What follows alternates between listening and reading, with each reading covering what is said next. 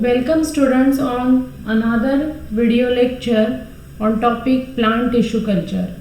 So what is mean by plant tissue culture? Plant tissue culture is a technique of growing plant, cell, tissue, organ, seeds or other plant parts in a sterile environment on a nutrient medium.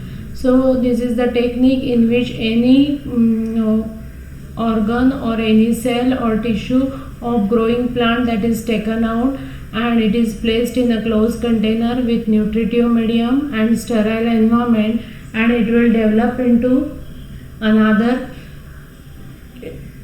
organ, tissue or another plant is regenerated, new plant is regenerated, or sometimes the cell is converted into embryonic cell, and from that seeds are produced, artificially prepared, synthetically prepared seeds are also produced.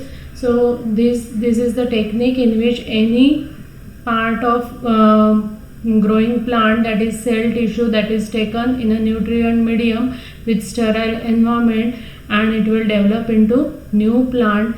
That technique is known as plant tissue culture. Now the history of plant tissue culture. In 1902, German physiologist Haberland for the first time attempted to culture isolated single palisade cell. So single palisade cell is taken and from that the culture is prepared, and this attempt was first done by Haberland and he laid down the foundation for tissue culture technology. So he is called father of plant tissue culture. The plant tissue culture technology have been developing specifically after genetic engineering and molecular biology technique were developed. So in case of history, when we see the history of plant tissue culture, the scientists Sheldon and Shezwan in 1838 and 39 proposed a cellular theory or cell theory. According to this theory, all living things are composed of one or more cell, and the cell is the basic unit of life. So all living organisms, they are made up of one or more cell, and the basic unit of life is cell, and new cell is generated from existing cell. These are the proposals of cellular theory, and which is given by Sheldon and Shezwan. According to this theory, the cell is autonomous and totipotent, means it can be generated from existing cell, new cell is generated from existing cell, as well as totipotent means from a single cell the whole plant should be regenerated, that is known as totipotent. So these are the proposals of cellular theory and which is given by Sheldon and Shezwan. In 1902, first attempt of plant tissue culture is done by Haberland. From a single palisade cell, the callus is formed by Haberland. And next one is in 1939, continuously growing callus culture is produced by White. The scientist White has produced continuously growing callus culture. In 1946, whole plant developed from shoot tip. So the shoot tip or root tip, it contains meristematic tissue. They are continuously multiplying and developing tissue. They are undergoing cell division. Such part is taken out, that is shoot tip, and it is cultured. And after culturing that shoot tip, a complete whole plant is developed, and that work is done by Ball. In 1950, organs regenerated on callus. That complete organ is regenerated on callus. That work is done by Ball. In 1954, plant from single cell.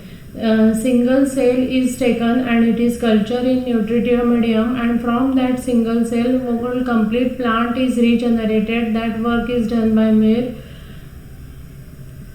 After that, during this work, there will be identification of various chemical, for example growth hormones like cytokinin, auxin and other hormones and vitamins. All these they are also identified during this plant tissue culture work. And there, what is the role of these growth hormones in affecting cell divisions, or how they will act on the, how it will affect the cell division, that is also identified during this plant tissue culture technique. And a proper plant tissue culture technique was developed.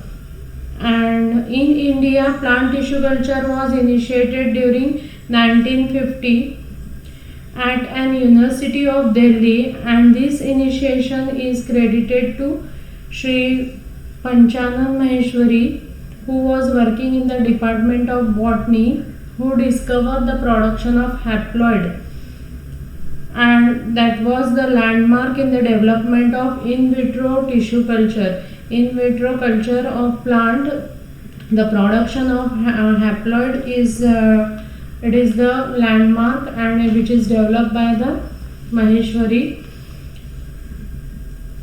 Protoplast isolation. Protoplast isolation means it is a enzymatic isolation which is done by the enzyme, that is pectinase enzyme is used. Here the tissue is taken out, and that tissue is first treated with pectinase enzyme. Due to that pectinase enzyme, there will be degradation will occur of middle lamella, and due to degradation of middle lamella, the free cells are generated, and these free cells then treated with cellulase which releases protoplast. And in this way protoplast isolation is done in 1960 by Cocking. So all these are the different landmarks in the history of plant tissue culture by different scientists.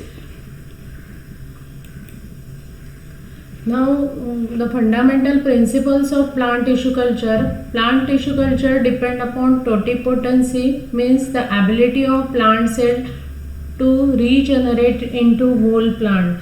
So the plant cell is having ability to regenerate into complete whole plant.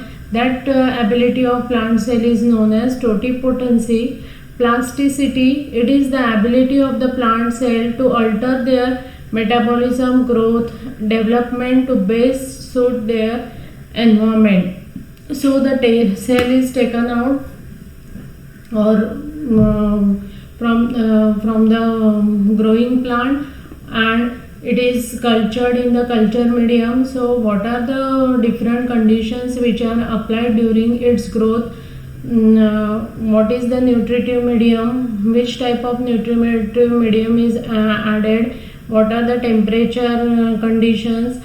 All according to these conditions of environment and the nutritive medium which is used for its culturing, there will be alteration in metabolism, growth and development of that cell will takes place. So according to the environment, the growth, metabolism and development will alter. That tendency is known as plasticity.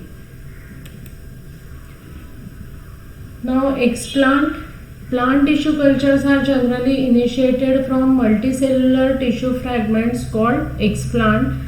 So generally the tissue fragments are used, and these are multicellular. Multicellular tissue fragments are used, and from that explants are prepared. So plant tissue culture is generally done by multicellular tissue fragments called explant. They are obtained from plants. Explants may be from a wide range of plant tissue, such as tissue of leaf, stem, root, petiole, hypocotyl, cotyledon, embryo and meristem. All these are the different parts of the plant, and from which multicellular tissue fragments are taken out, and these fragments are then cultured. That fragments is known as explant. So the multicellular tissue fragments from all these different organs, they are known as explant, and from which the culture or callus is prepared. The explant is selected. It is either haploid or diploid explant. The explant which is selected, or cells which are selected, they are having n number of chromosome, one set of chromosome haploid or diploid, 2n number of chromosomes are there. So it may be a haploid or it may be a diploid explant. Plant growth can be achieved in two ways: shoot directly by appropriate media or by somatic embryogenesis. So shoot is taken and which is directly placed in appropriate nutritive media, and it will develop into a plant. That is one of the method of plant growth. Or second is by somatic embryogenesis. In case of somatic embryogenesis, somatic cell, it is dedifferentiated, and that somatic cell is differentiated to a totipotent embryonic stem cell. So the somatic cell is selected, it is placed in a nutritive media, and proper conditions are applied, and it will converted into totipotent embryonic stem cell. Embryonic stem cell is produced, and that embryonic stem cell has ability to give rise into a embryo. So embryonic stem cell is produced, and that embryonic stem cell is again converted into the somatic cell is again converted into embryonic stem cell, and that will be converted into embryo. So the embryo will form under appropriate condition, and from that embryo the seed is developed, and it will develop into another plant. This technique of somatic embryogenesis, it is mainly used in woody plant, and it plays a critical role or crucial role in clonal propagation. The clones are produced by using this somatic embryogenesis, and it is used for production of synthetic seeds. Synthetic seeds are produced. So the somatic cell is taken, it is placed in proper nutritive media, and when during appropriate environmental condition with proper nutritive media, that somatic cell is converted into embryonic cell, and that embryonic cell is converted into embryo, and from which the seeds are produced, and new plant is regenerated by using this somatic embryogenesis. You can see here the plant is there, excised piece of leaf, and it is placed in proper nutritive media, and the isolated cell is there, embryonic cell is there, and it will again converted, the seeds are also produced and again converted into the plant. So this is about the introduction of plant tissue culture. We'll see how what are the different culture media and how the sterilization should be maintained in next video lecture. Till then, if you like my video, please press the like button and subscribe my channel. Thank you.